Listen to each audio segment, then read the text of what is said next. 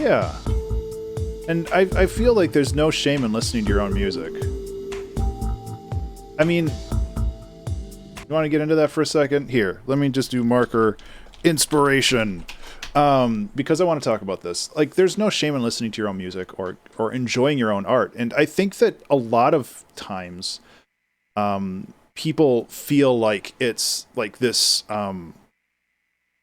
this egotistical thing where you're listening to your own work because, oh, it's mine and it's the best. And it's like, no, that's not why you enjoy your own art. You enjoy your own art because you make it because you want something that doesn't exist. And usually the things that you make are the things that you like. Like, I'm not out here making country music because, like, I'm not a big fan of country music, not to mention the technical skill that goes into all that. But it's just like, I make music that I like, and I like to listen to the music because I made music that I like. Like, that's not an ego thing. It's just like, hey, this is cool. I like it on my playlist because it's a good song. And I want to listen to it because it's good. It's very, what is the word, tautological, where it's just like, it's this thing because it's the thing. But it's like, it's not an ego thing. It's just like, hey, I like listening to this song because it's good. And it's good because I made it. And I made it in a style that is just about, my style is the things that I like. And like, that's another thing, like your style, it's like this big thing. Like, I see so many posts on either Reddit or somewhere else. It's like, how do you get your own style? How do you get your own style? How do you get a unique style? And it's just like, well, you listen to a lot of things that you like and then you emulate them. And suddenly you're kind of this big amalgam of all of the things that you like. And that's your style. Your style is the things that you like plus your workflow. It's two things. Your style is the byproduct of the process. That's a very good point, Jake. It's your process and it's the things that you like. And your process is very important to that style, because for me, like it's like a lot of improv, like piano stuff. It's like, that's part of my style because that's part of my workflow. That's what works for me. Like, sound design isn't necessarily a big part of my style because it doesn't flow with me.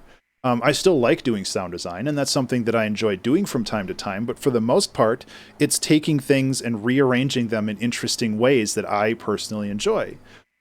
So, like, your style is basically just your workflow plus the things that inspire you. So it's just, that's what your style is. And it's not something that you manufacture. It's something that comes about organically as you make things. Like, hell, if you listen to my style from flipping 6 years ago, it's way different. Like, if we go back to 2-Hour Track Challenge Season 1, which was done in like 2016, like, I really like some of these songs. And this could definitely be something that I write these days, but it's just like, I was still figuring it out.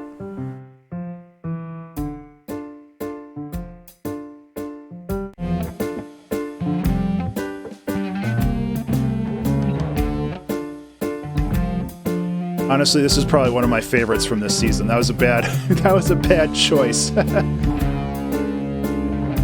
I like this song a lot. But if we go to something like Shift Matrix, which this was the first 2-Hour Track Challenge stream, like, this was my style back then because I didn't really know what I was doing. It's very rough around the edges. Not very well mixed too, apparently. But it's just like, over time, that style evolves because I, listened to a lot of different types of musicians, and I listened to a lot of things. Like, I listened to more Disaster Piece, like Red Means Recording became a part of my life. Jeremy's music was a huge influence. And like, there was just all of these new artists that I listened to, and beyond that, like, I did the 2-hour track challenge over and over and over. And that helped me refine my workflow. And then, like, the Buffest Baby, which is for some reason one of my most played songs. I don't know why, but I love this song. It's great. And a lot of this is presets, like contact presets and stuff. And it's just like, and I took that dumb Adventure Time thing. I'm a buff baby, I can dance like a man. Do I even have it in here still? I'm a buff baby, I can dance like a man. I can, yeah. I'm a buff baby that can dance like a man. I can shake a my fanny, I can shake a my can. I'm a tough tootin' baby, I can punch your buns. Punch your buns, I can punch all your buns. If you're an evil witch, I will punch you for fun. So it's like, the whole point of that was that I just found that sample and I found it really funny. And I was just like, okay, let's throw it in a song and see what happens. And it's just like, that's my style. That's kind of my style now too. My style is I try to have fun with stuff. I guess. I got a little off topic there, but